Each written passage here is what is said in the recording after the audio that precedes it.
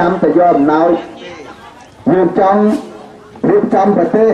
ដើម្បីឲ្យបងប្អូនមានការងារធ្វើមានប្រាក់ចំណូលផ្ទាល់ខ្លួនមានមុខរបរមានដីធ្លីលក់ស្រូវបានថ្លៃឲ្យជីចុះថោកព្រៃចុះហើយឲ្យមានការងារធ្វើកូនចៅយើងពេលឈឺទៅមានពេទ្យព្យាបាលជំងឺអ្នកក្រទៅលេចាស់អាយុ65ឆ្នាំឡើងរដ្ឋត្រូវឧបត្ថម្ភមួយខែ 40,000 ណានេះជាគោលនយោបាយគណៈបកសង្គ្រោះជាតិអត់ចង់ចាំដល់ថ្ងៃនេះទឹកបានមកចាយទេអត់ចង់ធ្វើចឹងទេហើយយើងអត់ទម្លាប់ធ្វើចឹងទេយើងចង់ឲ្យបងប្អូនមានចំណូលខ្លួនឯងរស់នៅในសុខដុមរមនាខ្លួនឯងមិនបាច់ខ្ចីសុំពឹងប្រាក់នរណាទេប៉ុន្តែជាអកុសលបងប្អូនប្រជារាស្ត្រទូទាំងប្រទេសបោះឲ្យគណៈបកសង្គ្រោះជាតិឆ្នះហើយប៉ុន្តែឥឡូវនេះគេលួចឆ្នោតយើងត្រូវឈ្នះកុំអីយាយតាទាំងអស់ត្រូវបានប្រាក់ខែពីថ្ងៃហ្នឹងទៅមួយខែ 40,000 ម្នាក់ហើយឈឺព្យាបាលជំងឺអត់យើងទេហើយស្រូវយើងលក់បានថ្លៃទៀតហើយជីចុះផោតទៀតប៉ុន្តែជាអកុសលដោយសារគេលួចឆ្នោតទៀតគណៈបកគេកាន់អំណាចគេក្រាញអំណាចគេចាញ់ហើយមិនព្រមចាញ់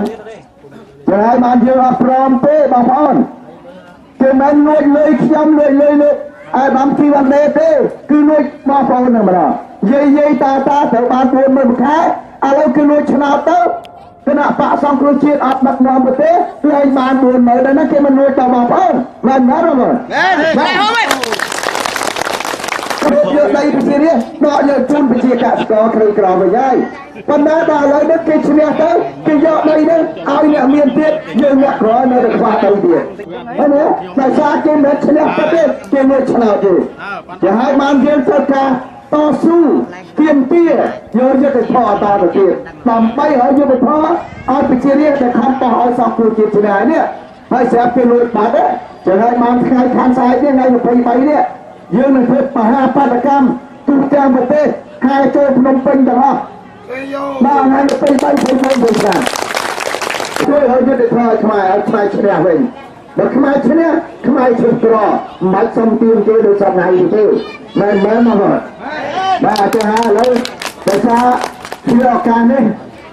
យើងមកទីនេះមិនមែនមកចែកអំណោយដើម្បីទិញស្លឹកឆ្នោតឲ្យបងប្អូនឲ្យអំណោយពីជួយឲ្យបងប្អូនបោះឆ្នោតឲ្យមែនទេបងប្អូននៅបកណាក៏ដោយបងប្អូនបោះឆ្នោតឲ្យនរណាក៏ដោយ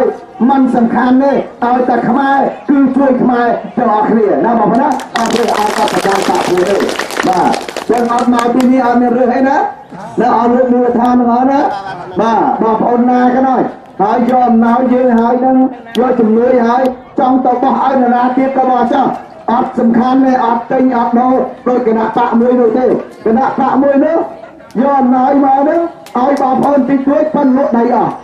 យកដីពីបងប្អូនឲ្យអត់ញ៉ាអស់លក់ឈើ